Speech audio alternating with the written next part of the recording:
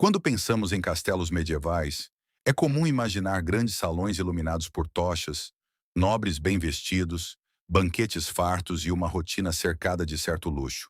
Mas essa imagem, embora parcialmente verdadeira, esconde um aspecto essencial da vida nesses ambientes: a higiene, ou mais precisamente, a forma como ela era entendida e praticada na Idade Média. Ao observar documentos históricos, relatos de viajantes, registros domésticos e evidências arqueológicas, o que emerge é um cenário muito mais cru, humano e, para os padrões atuais, bastante desconfortável. Os castelos não foram projetados para serem confortáveis. Eles eram, antes de tudo, estruturas militares. Suas paredes grossas de pedra, janelas estreitas e espaços internos pouco ventilados tinham como principal objetivo resistir a ataques. Essa arquitetura, no entanto, criava um ambiente fechado, úmido e frequentemente escuro. A circulação de ar era limitada, e isso fazia com que cheiros se acumulassem facilmente.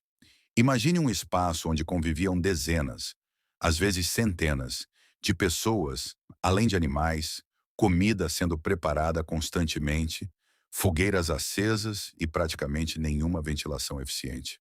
O resultado era um ar pesado, impregnado de fumaça e odores orgânicos. A água que hoje associamos automaticamente à limpeza não era um recurso simples de usar no cotidiano.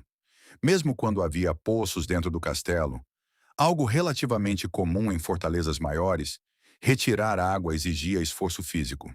Além disso, aquecer essa água demandava tempo e combustível, geralmente lenha. Por isso, o uso frequente de água para banhos completos não era prático. Ao contrário do que muitos pensam, as pessoas se lavavam sim, mas não com a regularidade atual. O banho completo era mais raro e, muitas vezes, reservado para ocasiões específicas. Há registros, por exemplo, de que reis e nobres tomavam banho em grandes tinas de madeira, às vezes aromatizadas com ervas. Em certos períodos da Alta Idade Média, influenciados pelas tradições do antigo Império Romano, o hábito do banho era até relativamente valorizado. Porém, com o passar dos séculos, especialmente após grandes epidemias como a peste negra no século XIV, essa prática começou a ser vista com desconfiança. Médicos da época, baseados na teoria dos humores, acreditavam que a água quente abria os poros e permitia a entrada de doenças no corpo. Esse pensamento teve impacto direto na diminuição da frequência dos banhos. Dentro dos castelos, um dos elementos mais reveladores sobre a higiene são as chamadas latrinas, conhecidas como garderobes. Elas eram construídas como pequenos compartimentos de pedra, com um assento e uma abertura que levava diretamente para o exterior da muralha ou para fossas abaixo. Em muitos casos, os dejetos simplesmente caíam em valas ou nos fossos que cercavam o castelo. Escavações arqueológicas em locais como castelos ingleses e franceses revelaram camadas acumuladas de resíduos humanos, confirmando que não havia qualquer tipo de sistema de tratamento.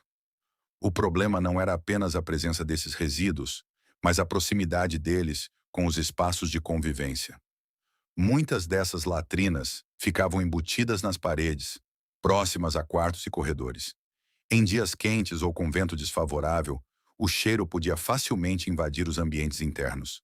Para lidar com isso, os moradores recorriam a soluções simples, como espalhar ervas aromáticas pelo chão ou pendurar pequenos sachês com plantas como lavanda, alecrim e hortelã.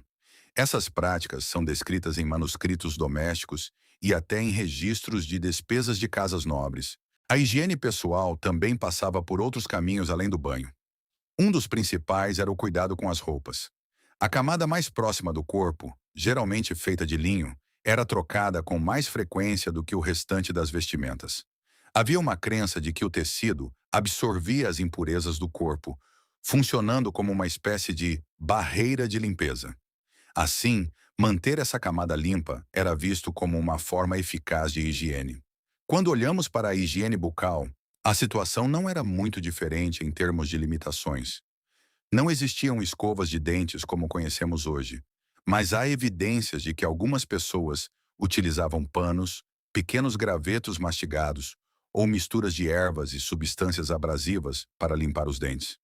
Mesmo assim, Análises de restos mortais mostram que cáries, infecções e perda dentária eram bastante comuns.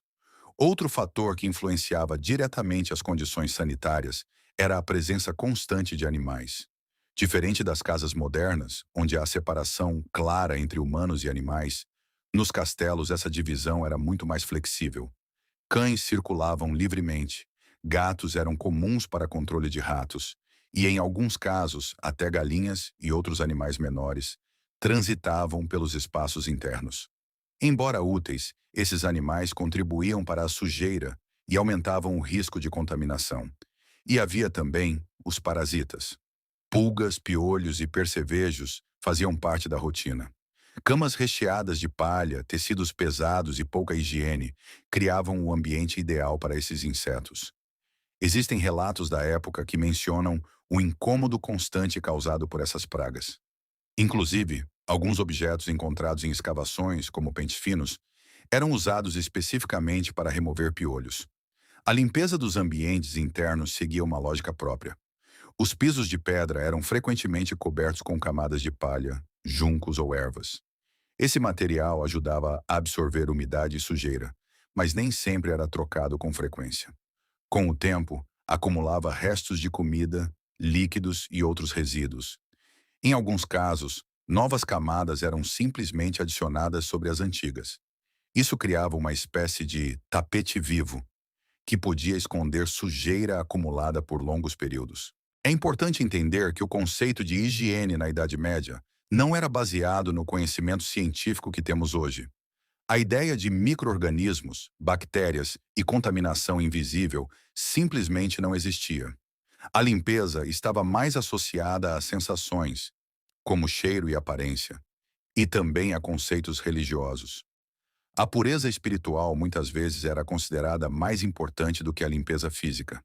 Ainda assim, seria injusto afirmar que não havia preocupação com higiene. Dentro das limitações da época, as pessoas buscavam soluções. O uso de perfumes, óleos aromáticos, ervas e até vinagre para limpeza mostra uma tentativa constante de tornar o ambiente mais suportável. Nobres, em especial, valorizavam odores agradáveis como sinal de status e refinamento. Com o passar dos séculos, especialmente já no final da Idade Média, mudanças começaram a surgir. O aumento do contato com outras culturas, o renascimento de conhecimentos antigos e, mais tarde, avanços científicos foram transformando lentamente os hábitos de higiene. Mas dentro dos castelos medievais, durante grande parte desse período, a realidade era marcada por improviso, crenças limitadas e adaptações constantes. No fim das contas, observar a higiene nos castelos medievais é como abrir uma janela para o cotidiano real de uma época muitas vezes romantizada.